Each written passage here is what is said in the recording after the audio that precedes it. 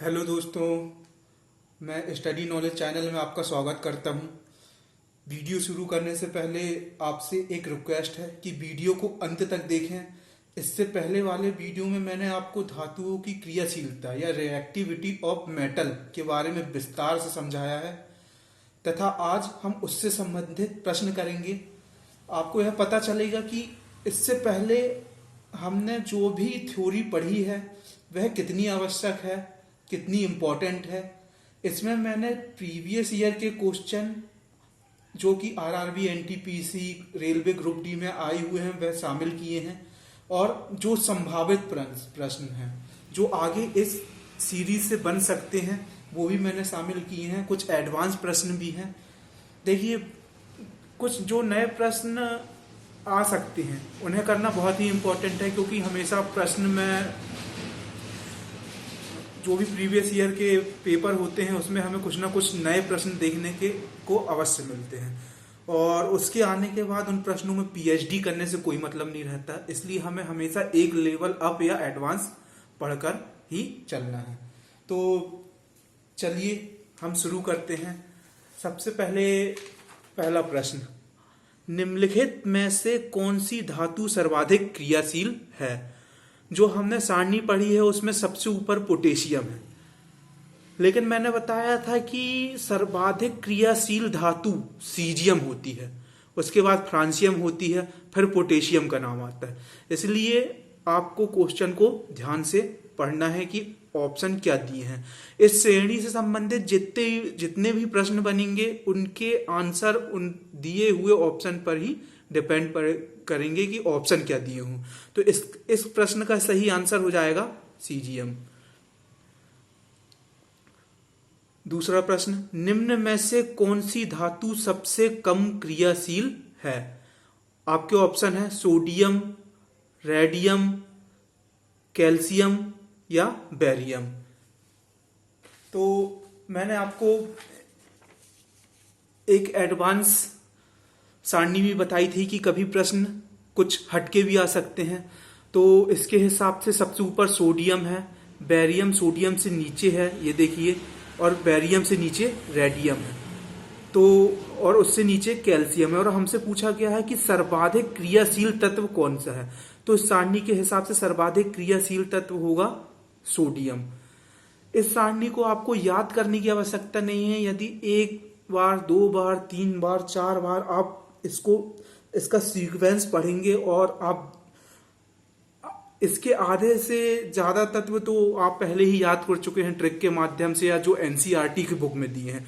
जो कुछ तत्व हैं आपको वह ऑटोमेटिक ही बिना ट्रिक के याद हो जाएंगे। बस आपको इसको 2 बार, 3 बार, 4 बार, 5 बार पढ़ना है। लेकिन इससे पहले जो सारणी दी है आपके जो भी पेपर होते हैं उसके लिए वह सफिशियंट है, फिर भी हमें कुछ एडवांस लेके चलना है।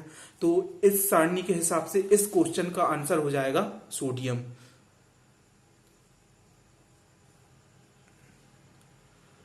तीसरा प्रश्न, निम्न में से कौन सी धातु ठंडे जल से अभिक्रिया करती है? मैंने सारणी पढ़ाते समय आपको बताया था कि कौन सी धातु ठंडे जल से अभिक्रिया करती है, कौन सी धातु गर्म जल से अभिक्रिया करती है, कौन सी धातु एसिड या स्टीम से अभिक्रिया करती है, और कौन सी धातु ना तो एसिड से अभिक्रिया करती है, ना स्टीम से अभिक्रिया करती है, और ना ही ठंडे या गर्म जल से अभिक्रिया करती है। तो जिसने मेरा इससे पहले का लेक्चर या वीडियो नहीं देखा वह यह वीडियो देखने से पहले मेरा पहले का लेक्चर जाकर देखें, जिससे आप ये क्वेश्चन बहुत ही आसानी से कर पाएंगे। तो निम्न में से कौन सी धातु ठंडे जल से अभिक्रिया करती है? आपके ऑप्शन है एल्यूमिनियम, सोडियम, जिंक और आयरन। मैंने आपको बताया था एल्यूमिनियम हाइड्रोजन के ऊपर ये भी है, सोडियम ये भी हाइड्रोजन सीरीज के ऊपर आता है, जिंक और आयरन इनका तो सवाल ही नहीं उठता, ये थोड़ा नीचे होते हैं इनसे। तो मैंने आपको बताया था एल्यूमिनियम के बारे में, एल्यूमिनियम स्टीम से और एसिड से रिएक्ट करता है, जबकि सोडियम ठंडे जल से रिएक्ट करता है। तो अकॉर्डिंग टू ऑप्शन इसका आंसर होगा सोडियम। कौन सी धातुओं को गलाने के लिए अम्लराज एक्वा रेजिया की आवश्यकता होती है। पिछले वीडियो में मैंने आपको बताया था एक्वा रेजिया या अम्लराज क्या होता है और इसमें कौन सी धातुएं गलाई जाती हैं। तो ऑप्शन है आपके ओरम मतलब सोना, प्लेटिनम, कॉपर, लेड।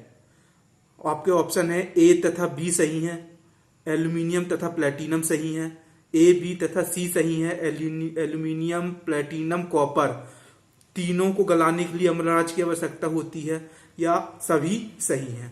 इसका सही आंसर है एल्यूमिनियम तथा प्लेटिनम। अम्लराज या एक्वा रेजिया ही ओरम और प्लेटिनम को गला सकते हैं।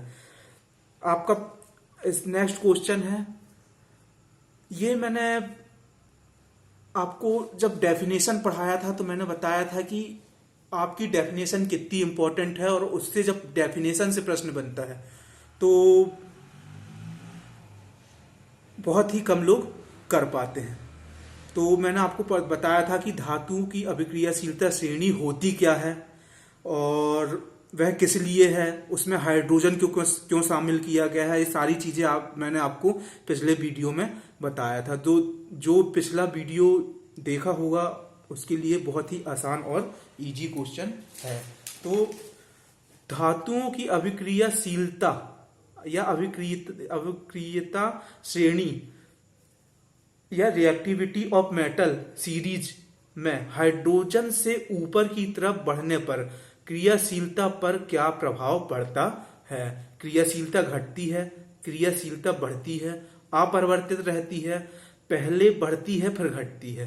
तो यदि आपने सारणी पढ़ी है, मेरा पिछला वीडियो देखा है, तो इसका आंसर आप बहुत ही आसानी से दे सकते हैं। क्रियाशीलता बढ़ती है।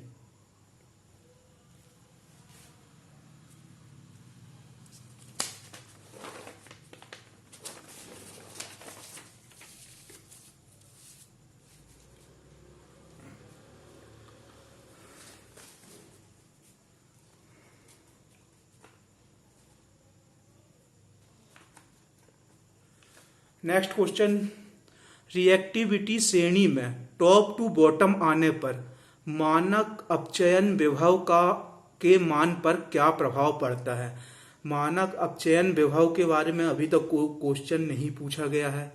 कुछ एडवांस जो अच्छे एग्जाम है उनमें पूछा जाता है, लेकिन आगे चलकर ये क्वेश्चन आपसे पूछा जा सकता है। तो मैं इसके बारे में आपको अभी समझाऊंगा। मानक अपचयन विभव का मान पर क्या प्रभाव पड़ता है, कम होता है, बढ़ता है, पहले घटता है फिर बढ़ता है, या अपरिवर्तित रहता है। वो रिएक्टिविटी सीरीज में टॉप से मतलब ऊपर से नीचे की तरफ आने पर मानक अपचयन विभव का मान कम होता है। अब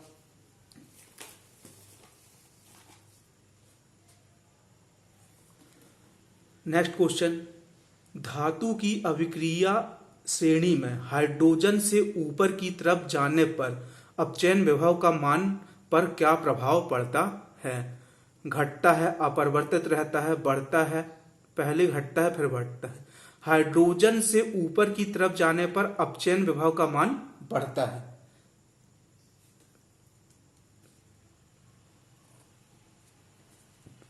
इसका कम होता है। अब मैं आपको ये अपचयन विभव के बारे में बताऊंगा, ये रिएक्टिविटी श्रेणी में कैसे बढ़ता है कैसे घटता है।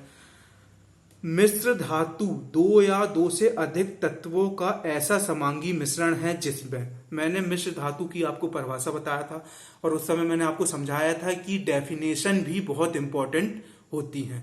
तो मिश्र धातु की परिभाषा क्या होती है, मैंने उसमें आपको समझाया था कि दो या दो से अधिक तत्वों का ऐसा समांगी मिश्रण जिसमें कम से कम एक धातु हो, वह क्या कहलाता है, मिश्र धातु कहलाता है। इसके लिए आप मेरी पिछली वीडियो जाकर देखें, मैंने उसमें बहुत ही अच्छे से ये चीजें समझाई हैं। निम्न में से कौन सबसे कम क्रियाशील तत्व है। तो aurum, platinum, zinc, copper. According to सारणी सबसे कम क्रियाशील तत्व कौन सा है, प्लेटिनम। ये हम सारणी को देखकर पढ़ चुके हैं। कौन कौन सी धातुएं हथेली में रखने पर द्रवित हो जाती हैं? ऐसी दो धातुएं हैं जो हथेली में रखने पर द्रवित हो जाती हैं। देखिए, समान रूम टेम्परेचर पर जो धातु द्रव अवस्था में पाई जाती है वह पारा, और हथेली पर रखने पर, इसका मतलब यह है कि समान रूम टेम्परेचर से थोड़े थोड़े अधिक तापमान पर उसे हमारे शरीर का टेम्परेचर मिल जाता है, इसलिए वो द्रवित हो जाती है। वह धातु है गैलियम। एक धातु कौन सी है और आप कमेंट करके कमेंट बॉक्स में बताइएगा।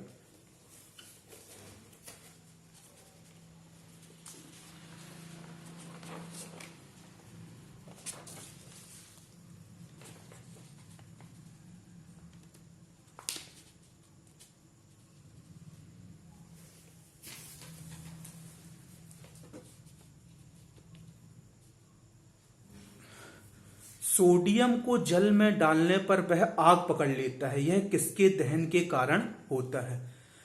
यह क्वेश्चन मैंने शामिल किया है। अभी मैं आपको धातुओं की सभी रासायनिक क्रियाएं, वो केमिकली कैसे रिएक्ट करते हैं, ठंडे जल से उनकी अभिक्रिया कैसे होती है, गर्म जल से कैसे होती है, उनकी जितनी भी केमिकल प्रॉपर्टीज है मैं आगे के वीडियो में आपको बताऊंगा। उसके बाद यह इस तरह का कोई भी क्वेश्चन आएगा तो आप कर पाएंगे।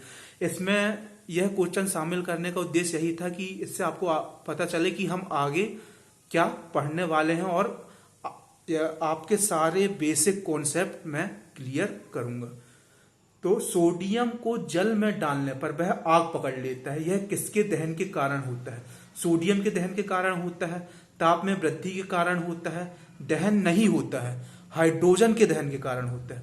ध्यान रहे, जब सोडियम को जल में डाला जाता है तो वह जल से तेजी से रिएक्ट करता है और हाइड्रोजन गैस मुक्त करता है, और हाइड्रोजन गैस का दहन होता है। सोडियम को जल से रिएक्ट करने पर यह NaOH सोडियम हाइड्रोक्साइड बना लेता है और H2 गैस रिलीज करता है, और यह H2 गैस ही आग पकड़ लेती है।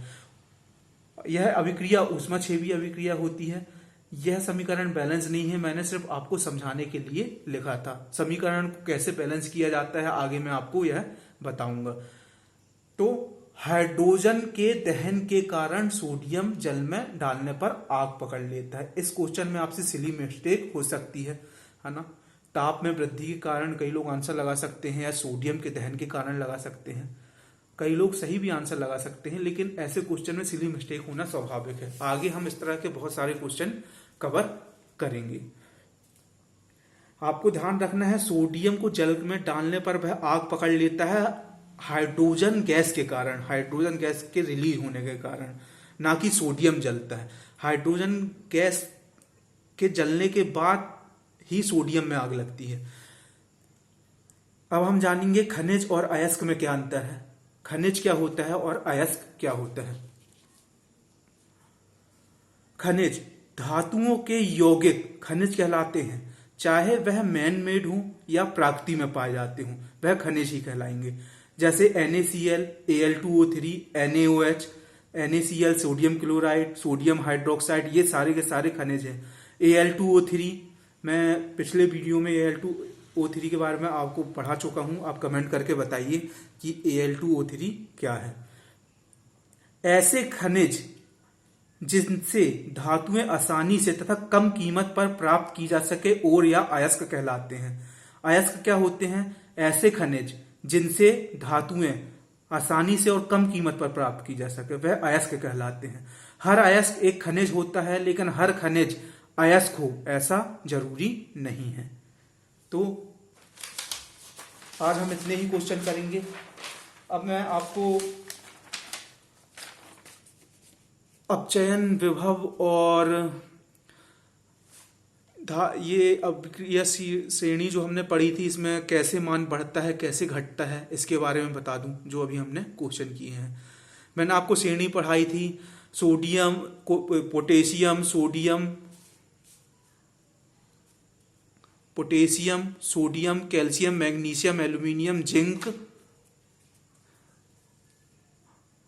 आयरन, लेड, हाइड्रोजन धातु की तरह ही H+ आयन बनाता है, इलेक्ट्रॉन खोता है, इसलिए इसको इस श्रेणी में शामिल किया गया है। कॉपर, पारा, अर्जेंटम, ओरम, प्लेटिनम, इसमें सर्वाधिक क्रियाशील पोटेशियम है अकॉर्डिंग टू सारणी। वैसे सबसे क्रियाशील तत्व कौन सा है? सीजियम है, इसलिए सीजियम के ही समस्थानिक से सेकेंड को परिभाषित किया गया है। सबसे कम क्रियाशील तत्व कौन सा है? प्लेटिनम है। इसके लिए मैंने आपको ट्रिक भी बताई थी, पापा नानी काका मांगे आलू, जॉन लोहा पबजी है, क्यों आगे होगी औरत प्लेट लेके। पापा से पोटेशियम, नानी से सोडियम, काका से कैल्शियम, मांगे से मैग्नीशियम, आलू से एल्यूमिनियम, जॉन से जिंक, लोहा से Fe, पबजी से पीबी मतलब लेड, है से हाइड्रोजन, क्यों से कॉपर, होगी से पारा, आगे अर्जेंटम, औरत से ओरम, प्लेट से प्लेटिनम। ये ट्रिक मैंने आपको बहुत अच्छे से पिछले वीडियो में समझाई थी, ये याद करवाई थी। अब हम इसमें कुछ एडवांस समझेंगे जो आज हमने क्वेश्चन में देखा है। तो ये थोड़ी सी एडवांस सीरीज है जो मैंने अपडेट की है। इसमें कुछ मैंने और शामिल किया है, जैसे ये स्ट्रोंशियम, मैग्नीज और कुछ मिनरल शामिल किए हैं जो सीरीज में शामिल नहीं है, लेकिन आपके लिए यही सफिशियंट है क्वेश्चन करने के लिए। इसी से आपके क्वेश्चन बनेंगे। फिर भी ये आप देख सकते हैं कि ये हाइड्रोजन है, हाइड्रोजन से ऊपर की तरफ जितने भी मिनरल हैं वो हाईली रिएक्टेड होते हैं।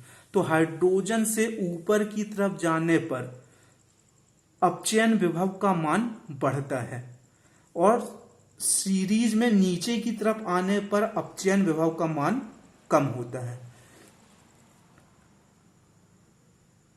हाइड्रोजन से नीचे की तरफ बढ़ने पर अपचयन विभव का मान कम होगा और हाइड्रोजन से ऊपर की तरफ जाने पर अपचयन विभव का मान बढ़ेगा।